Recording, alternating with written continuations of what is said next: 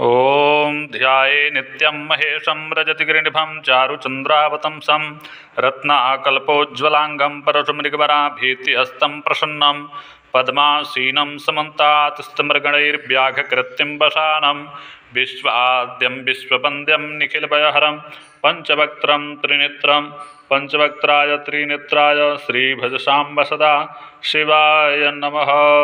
शाम्ब सदा शिवाय नमः। गुलंगौरिये नमः। गंगणपतये नमः। समस्त गुरुजनों को प्रणाम, समस्त आचार्यों को प्रणाम, समस्त इष्ट मित्रों को बहुत बहुत साधुवाद। व हमारे साधु संत महात्मा जो रस ज्ञान रखते हैं उन्हें हम कोटि कोटि प्रणाम करते हैं। वे समाज की सेवा में निरंतर लगे रहते हैं, अतः उन्हें हम कोटि कोटि प्रणाम करते हैं।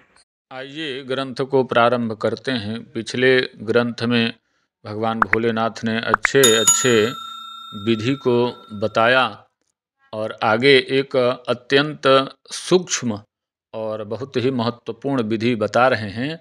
कहते हैं त्रिफलालोहम च संयुक्तम त्रिकुटाजूरमेव च। बात को समझें। त्रिफला बात को समझ में आती है कि त्रिफला हरे बहेरा आंवले को कहते हैं।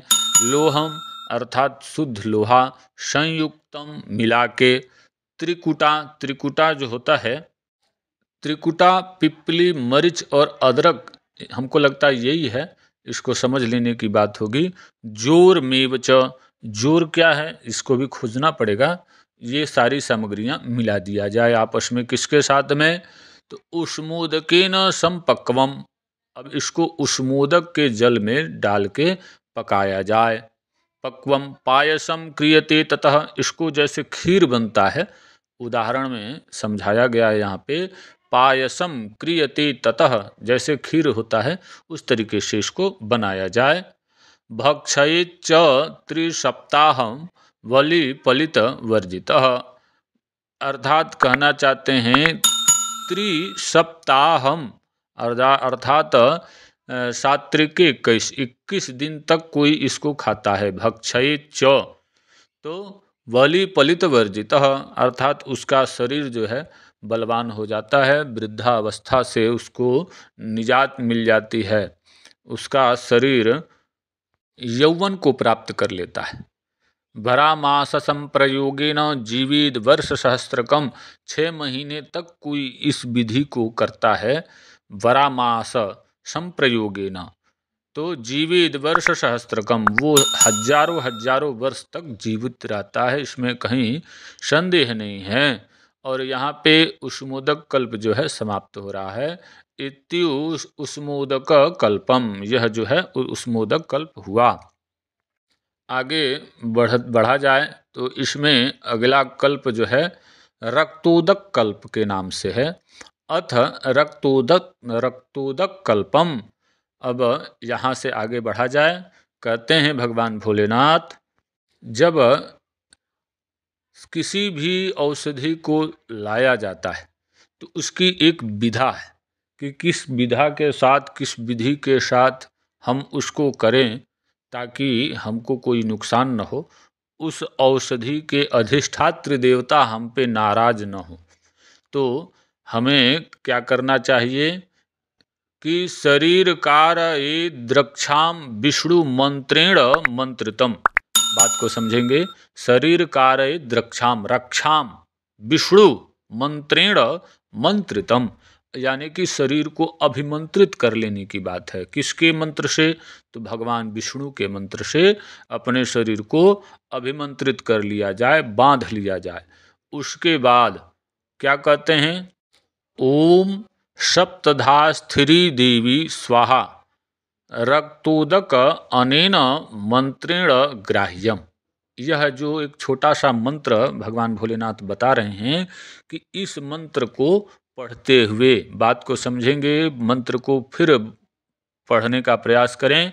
ओम सप्तधा स्थिरी देवी स्वाहा, यह छोटा सा एक मंत्र है। इस मंत्र को पाठ करते हुए, भगवान को प्रणाम करते हुए, भोलेनाथ को प्रणाम करते हुए इस औषधि को अपने घर लाना चाहिए, यानी कि उखाड़ना चाहिए। अब यहाँ से बताते हैं कि यह औषधि किस प्रदेश किस क्षेत्र में पाई जाती है। उस क्षेत्र का वर्णन करते हैं।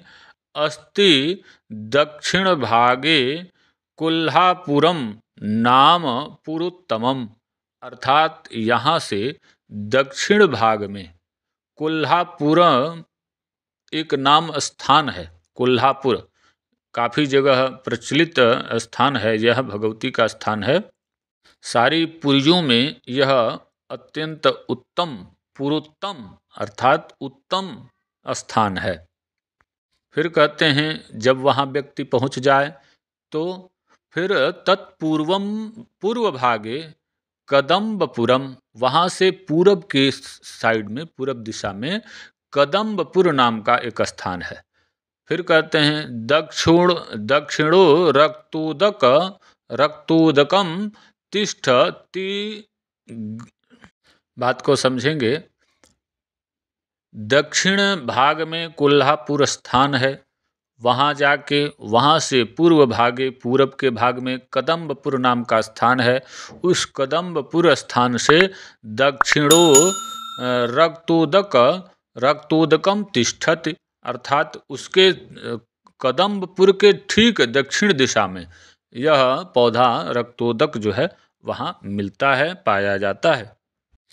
गृहिणीयान मंत्र युक्तम समाहितः, मंत्र के साथ मंत्र को पाठ करते हुए उसको वहाँ से ग्रहण करना चाहिए, लेना चाहिए।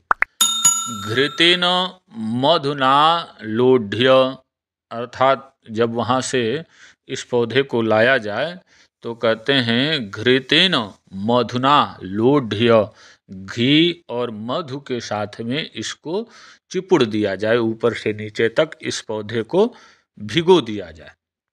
फिर कहते हैं तत्पीवेत विचक्षणा, इसको खाया जाए, यानी कि उस घी और मधु और यह रक्तोदक कल्प का एक पिष्टी बना के, कजली सा बना के, और भगवान तुम ही निवेदित भोजन करहीं, अर्थात भगवान को अर्पित कर देना चाहिए पहले, उसके बाद अपने खाना चाहिए।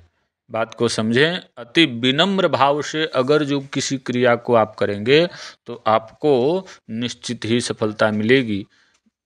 जब लक्ष्मण जी को शक्ति लगी थी तो हनुमान जी महाराज गए थे सजीवन बूटी लाने, तो वहाँ भी उनको सभी देवताओं से अनुमति मांगना पड़ा था, प्रार्थना करना पड़ा था, अपना उद्देश्य बताना पड़ा था कि मैं किस उद्देश्य के लिए यह औषधि ले जा रहा हूँ।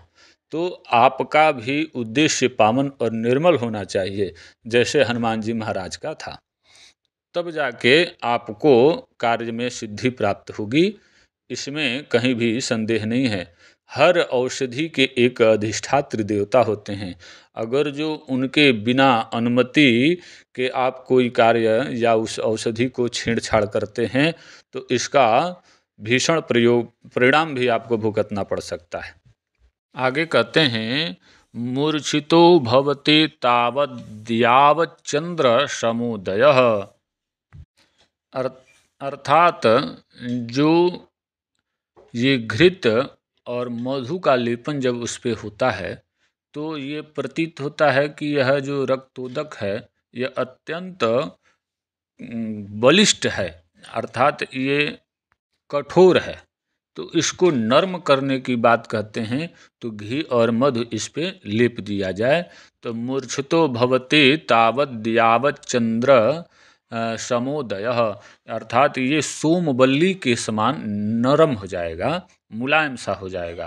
क्षीरम तस्य प्रदातव्यम स्तस्थो नवति तत्क्षणात्, उसके ऊपर घी मधु और पुनः दूध उस दूध में यानी उसको डाल दिया जाए तो वो मुलायम सा हो जाएगा, अति कोमल हो जाएगा। अनेनैव प्रकारेण भवे चंद्रार्क निर्मलम, इस तरीके से क्रिया करने से वह जो रक्तोदक है वह एकदम निर्मल सा हो जाएगा, खाने योग्य हो जाएगा। यह अत्यंत उत्कृष्ट विषय है रक्तोदक कल्प।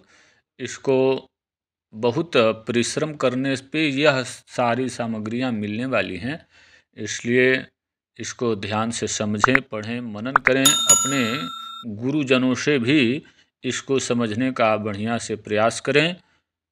आप लोग चैनल पर बने रहें, चैनल को सपोर्ट करें, कमेंट इत्यादि करते रहें, जिससे हमें बल पौरुष मिलता रहे।